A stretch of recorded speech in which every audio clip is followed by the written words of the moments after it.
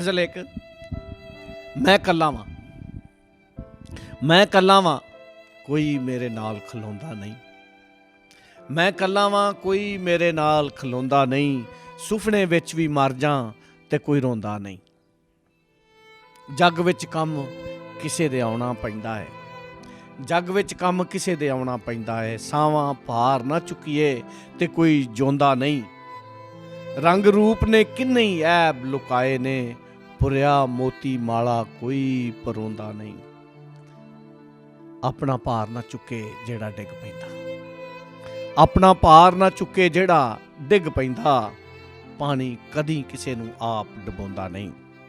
ਆਖਰੀ ਸ਼ੇਰ ਹੈ, ਸ਼ੀਸ਼ੇ ਦਾ ਕੰਮ ਮੁੱਖ ਤੇ ਐਬ ਵਿਖਾਣਾ ਹੈ। ਸ਼ੀਸ਼ੇ ਦਾ ਕੰਮ ਮੁੱਖ ਤੇ ਐਬ ਵਿਖਾਣਾ ਹੈ। ਸ਼ੀਸ਼ਾ ਕਦੀ ਨਦਾਨਾ ਮੁਖੜਾ ਧੋਂਦਾ ਨਹੀਂ। ਮੈਂ ਕੱਲਾ ਵਾਂ, ਕੋਈ ਮੇਰੇ ਨਾਲ ਖਲੋਂਦਾ ਨਹੀਂ। ਸੁਪਨੇ ਵਿੱਚ ਵੀ ਮਰ ਜਾਂ ਤੇ ਕੋਈ ਰੋਂਦਾ ਨਹੀਂ।